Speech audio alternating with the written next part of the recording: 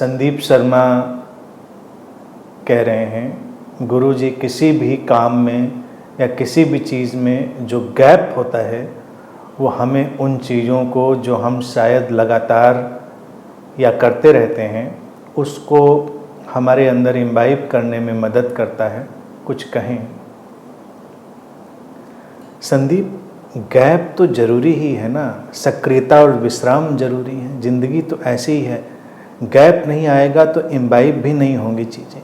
तो वो गैप कभी बहुत नेचुरल स्मूथ आता है और कभी वो थोड़ा सा कष्टों के साथ गैप आता है, लेकिन वो ज़रूरी है, वो आना ज़रूरी है। आत्मसात करें, इम्बाइब करें चीज़ों को, तो थोड़ा सा एक अंतराल होना, एक गैप होना अनिवार्य हो जाता है।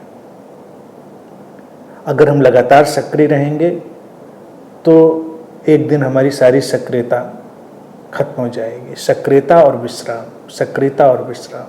मान लीजिए तुम पढ़ाई ही कर रहे हो, तो जो पढ़ने वाले बच्चे हैं वो भी जानते हैं कि अगर उसको तुम्हें इम्बाइब करना, आत्मसात करना है तो विश्राम, रिलैक्सेशन भी बहुत ज़रूरी है। नहीं तो इतना इतना इतना इतना दबाव डाला पढ़ाई का कि सब वॉश आउट हो गया, इम्बाइब तो नहीं हो, स्लेट ही साफ हो गई।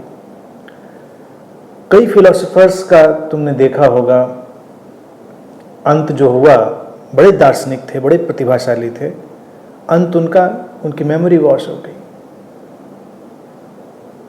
विक्षिप्त हो गए। मेमोरी वॉश तो बहुत सारे लोगों की हुई, इतने इतने मूर्धन्य प्रचंड विद्वान, और अंत में उनकी हालत ये कि उनको कुछ भी याद नहीं। इतना दबाव डाला कि सब मेमोरी वॉश हो गई। अब यहाँ पर मेरा कहना होता है, जो ज्ञान रिसाइकल कर रहे थे वो लोग अपने भीतर, उसको थोड़ा जीते भी, पचाते भी, रचने बचने भी देते, थोड़ा हल्के होते, तो वैसा कभी नहीं होता।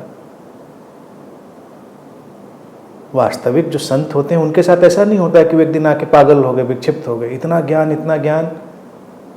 लेकिन जो ज्ञान अभी गैप नहीं पैदा करेगा कि वो रिसाइकल हो। इसीलिए कई बार मैं समझता हूँ कि जो बहुत एक्टिव गुरु लोग होते हैं उनको बीच में छुट्टी ले लेनी चाहिए, गैप दे देना चाहिए, तो चीज़ें थोड़ी सेटल्ड हो जाएं, उनके लिए भी और उनके चाहने वालों के लिए भी। हमारे यहाँ देखिए, इसीलिए बड़े आराम से काम चलता है। शनिवार को आ गए, मंगल को आ गए, और जब अनंत में भी काम चलता है तो बहुत ही मस्ती में, लेजरली काम चलता है, कोई जल्दबाजी नहीं, चलता रहता है।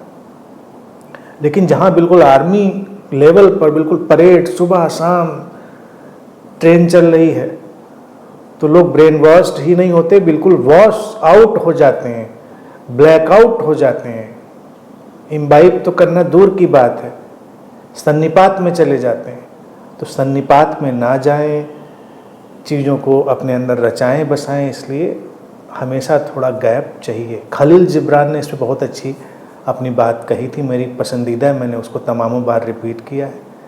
Let there be spaces between your togetherness, let there be spaces. वो कहते हैं अंतराल रहने दो, तभी जीवन मधुर होगा।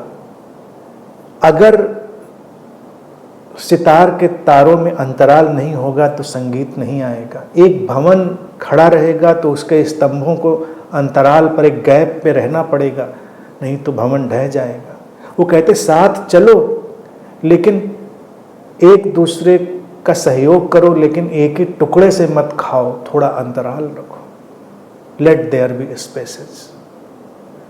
तो इसीलिए कुछ लोग जो बहुत ज्ञानी हो जाते हैं उनका भी ब्लैक आउट और ऑल आउट बहुत कुछ ऐसा हो जाता है, तो कभी कभी उनको थोड़ा सा शिशुवत हो जाना चाहिए।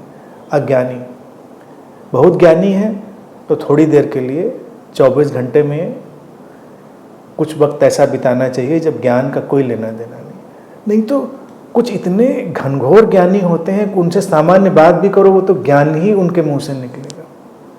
हम एक ऐसे ज्ञानी को जानते थे, हमारे आनंद के मित्र हैं, युवा मित्र, उनको एक बार लेके गए थे। हमने कहा देखो भाई ये हैं बहुत बड़े ज्ञानी, और जैसे उन्होंने हम लोगों की शक्ल देखी वो कूदे, अपने तख्त पे बैठे, पद्मासन लगाया और बस उन्होंने प्रवचन धुआंधार शुरू कर दिया। आधा घंटा प्रवचन देने के बाद वो रुके और पूछा कि किस लिए आए थे।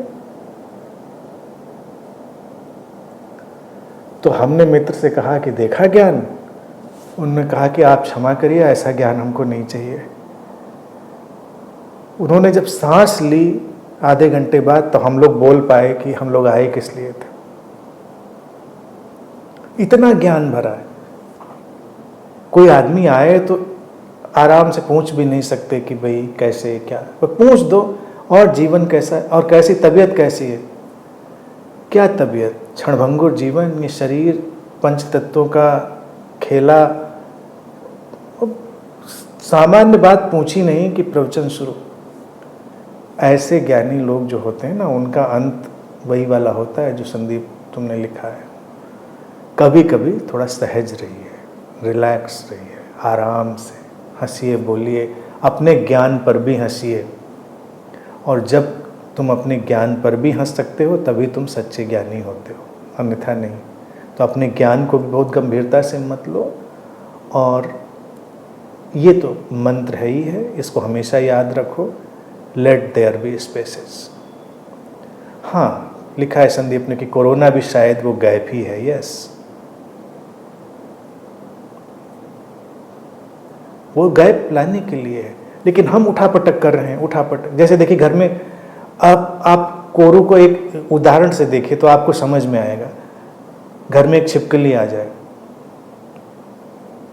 तमाम महिलाएं छिपकलियों से बहुत घबराती हैं। अब छिपकली को मैंने हमेशा, कितनी इनोसेंट है, उसका चेहरा देखो बेचारी, उसकी आंखें देखो, सो क्यूट, इनोसेंट।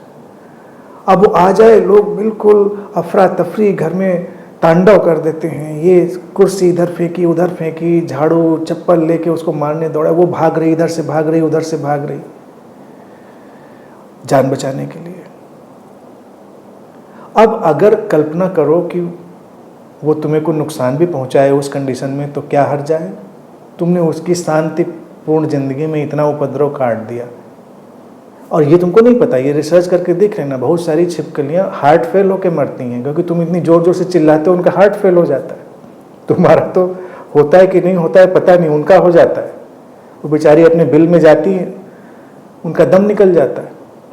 तो कोरोना भी ऐसा ही है। इतना हुड़दंग ना मचाएं, इतनी आफत ना करें, इतना उपद्रव ना करें, एहतियात रखें।